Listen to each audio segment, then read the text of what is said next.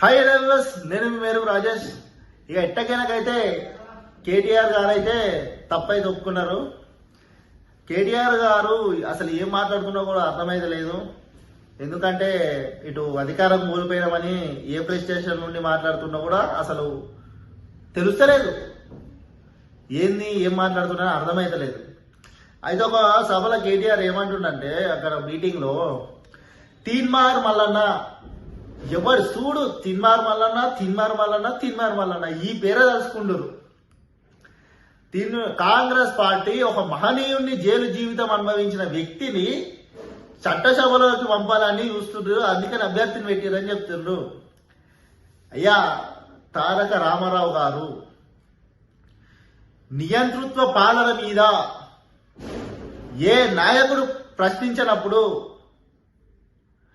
Q News ఏర్పాటు చేసుకొని Q News ద్వారా బీఆర్ఎస్ పార్టీ చేస్తున్న అక్రమాలు అన్యాయాలను బయట పెట్టిండు తీన్మార్ మల్లన్న.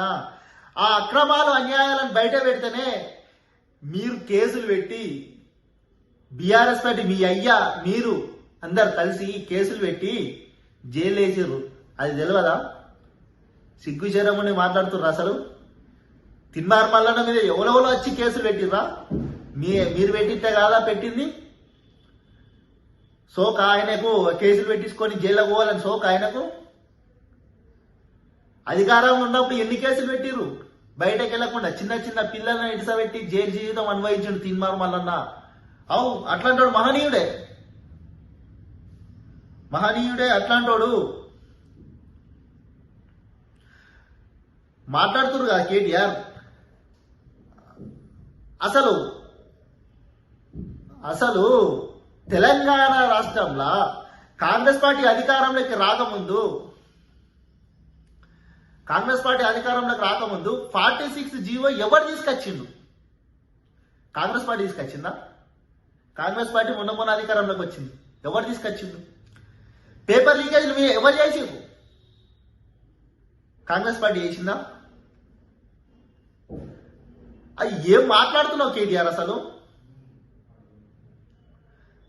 పేపర్ లీకేజ్ చేసి ఎంతోమంది విద్యార్థులు ఆత్మహత్యలు చేసుకున్నారు. తెలంగాణ రాష్ట్రం వస్తే మా బతుకులు మారుతాయని అనుకుంటే మా బతుకులు మారతలేవు ఇంకా కూడా అని చెప్పి ఆత్మహత్యలు చేసుకున్నారు. ఉద్యోగాలు గతి లేక.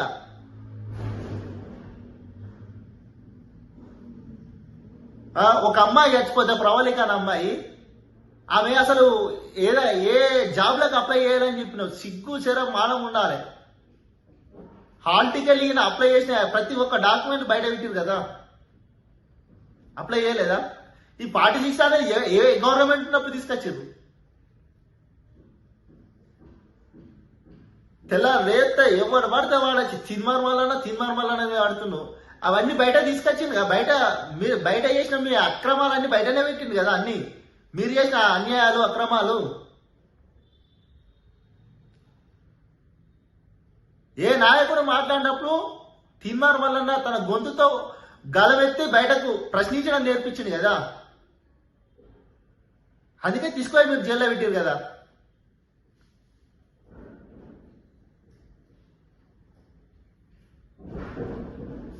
డెబ్బై 4 రోజులు జైలు జీతం అనుభవించిన చెప్తున్నావు కదా. మీరు కాదా కేసులు పెట్టింది?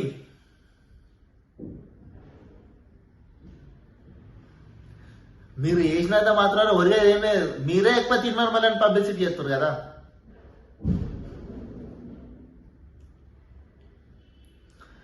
ప్రతి ఒక్కటి మీరు చేసిన లంగా పనులు లుచ్చా పనులు ప్రతి ఒక్కటి ఆధారాలను బయట తీసుకొచ్చింది కదా.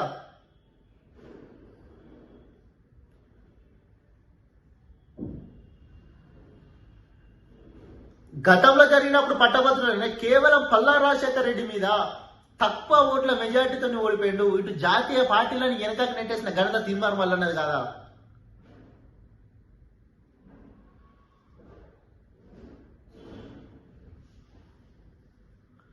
ఇక ఆయన తీసుకొచ్చారు. బీజేపీలో ఉన్నాయని ఆయన రాకేష్ రెడ్డి, ఆయనకి ఏందో కూడా తెలియదు.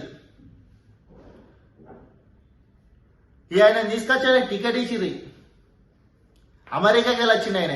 ఈయనలాగా తారక రామారావు లాగా నన్ను గెలిపియేరి నేను మాట్లాడతా విద్యార్థిని నేను అని చెప్తున్నా. ఆయనే ఇక 10 సంవత్సరాలు ఏడిపోయి ఏడ మాట్లాడిండో తెలియదు కదా ఆయనకు. ఏం మాట్లాడుతున్నారో కూడా అర్థమైతలే అసలు.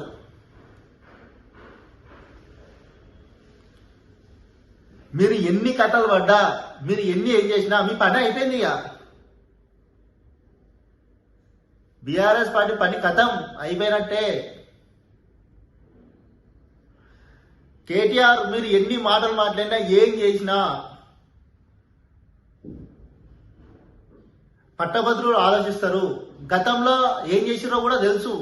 ఈ పేపర్ లీకేజీలు, ప్రభుత్వము ఏం చేసింది, ఏమేం చేసింది, విద్యార్థులను ఎంత తిప్పలు పెట్టింది, ప్రతి ఒక్కటి తెలుసు.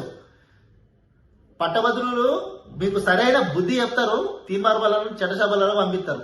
చూసుకోరు మీరు. ఈ ఆర్ఎస్ ప్రవీణ్ కుమార్ ఆయన ఏం మాట్లాడుతున్నా కూడా అర్థమైతలేదు.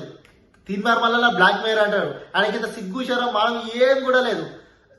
ఎందుకు అంటే తీర్మార్మల్ల స్టూడియోకి ఇంటర్వ్యూకి పోయిండు మార్నింగ్ న్యూస్ కి. పోయినప్పుడు ఆయన దగ్గర ఆయన ఉన్నప్పుడే మార్నింగ్ న్యూస్ కు బాధితులు వస్తే తీర్మార్మల్ల సాయం చేసిండు, ఆయన చేతుల మీద చేయించిండు. సిగ్గుశరం లేదు ఇంత కూడా ఆర్ఎస్ ప్రవీణ్ కుమార్ గారికి. మీరు ఎన్ని ప్రయత్నాలు చేసినా, విశ్వ ప్రయత్నాలు చేసినా పట్టభద్రులు ఆలోచించి తీర్మార్మల్లకు ఓటేస్తారు. కేటీఆర్ నీ దుకాణం బంద్ అయింది, జాగ్రత్త మాట్లాడు. తెలంగాణ ప్రజలారా మా వీడియో లైక్ చేయండి, షేర్ చేయండి, మా ఛానల్ సబ్స్క్రైబ్ చేసుకోండి. ఎందుకంటే ఈ కొత్త ఛానల్ వేసినాయి. 10 సంవత్సరాలు ప్రతిపక్షంలో 10 సంవత్సరాలు మాట్లాడిన వాళ్ళు ఇప్పుడు వచ్చి టీఆర్ఎస్ తరఫున మాట్లాడుతున్నారు. ఆలోచించుకొని మా ఛానల్ లైక్ చేయండి, సబ్స్క్రైబ్ చేయండి, షేర్ చేయండి.